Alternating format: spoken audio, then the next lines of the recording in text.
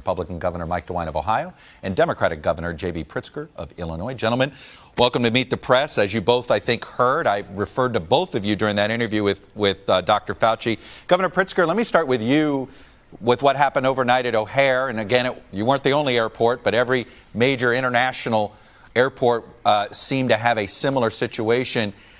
Dr. Fauci seemed to say, look, that is what's going to happen when you come back into this country. What do you believe should have been done that wasn't done? Well, that's not right. I mean, I have enormous respect for Dr. Fauci, but that's just incorrect. We knew when the president gave the orders that European travel back to the United States was going to be cut off, that there would be an influx of people, Americans and others, that would come before the final cutoff. So what should have happened? They should have increased the Customs and Border Patrol numbers, and they should have increased the number of CDC personnel on the ground doing those checks. They did neither of those.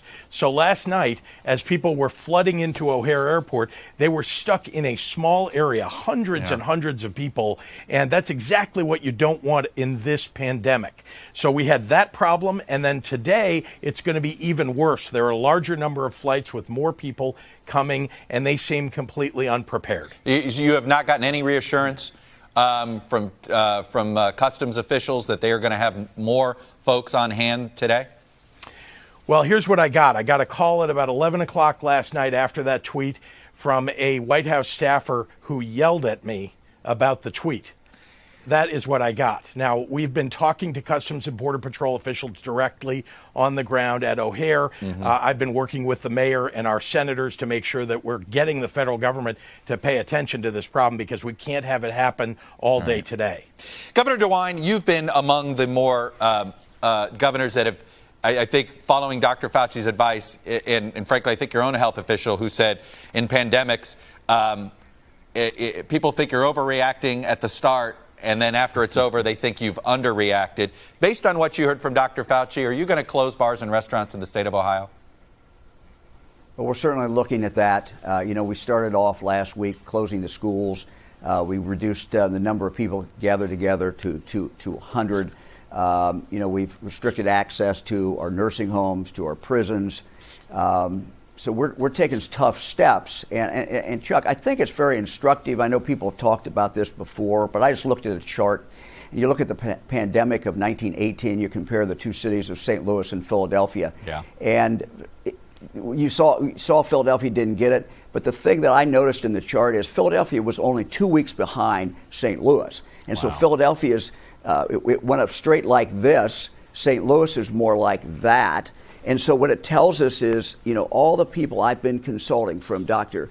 Amy Acton, who's doing a great job as my health director, but to national experts, they say, look, every day counts so much, and you cannot wait. You've got to move very, very quickly. And look, these are tough decisions. We're inconveniencing people. It's making people's lives change. Yeah. But we've got to save lives. Everything we're doing is to save lives. It struck me, Governor, that on Wednesday, I think you announced 6 cases, Thursday 13, Friday 26. We can do basic math here. Double, double, double. It's what Dr. Fauci said. I'm certain you're not excited about your 2 p.m. briefing today that you'll be doing. Do you have any indication that anything is bending this curve down to that mound yet? Well, I don't think we can tell, but as the experts tell me, we're always way, way behind in what we know.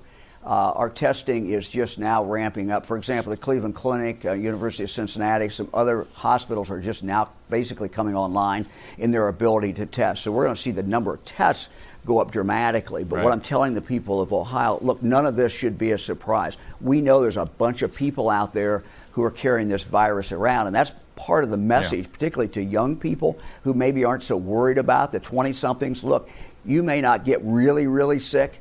You may get lucky, but you may take that to your grandmother who's 80, and we know people in their 80s, the mortality rate's at least 15 to 20%. So everybody's got to take care of everybody else. Governor Pritzker, and I'm sure other cities will be offended if I say this, Chicago does St. Patty's Day on a level that many other cities do not.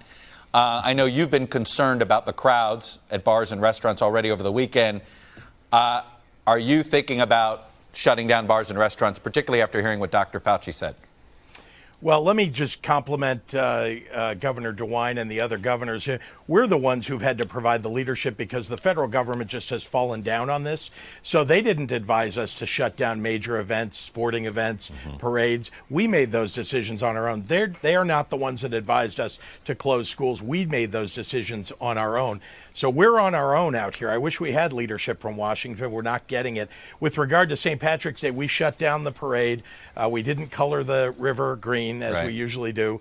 And I have advised that we need to keep our crowds smaller.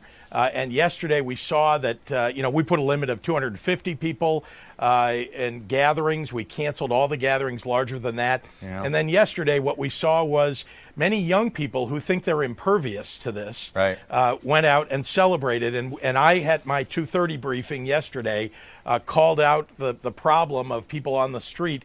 And unfortunately, we haven't seen a lot of movement. People aren't understanding that even if you're healthy, even if you're young, that you may be a carrier and you're going to hand it over to somebody else. COVID-19 is spreading because even healthy people can be walking around giving it to other people. So we need to go on lockdown. I was just going to say, it sounds like then are you going to close bars and restaurants? That is your plan? Or you sort of contradicted yourself there saying you were going to keep the size smaller, but then you're making the case to lock down.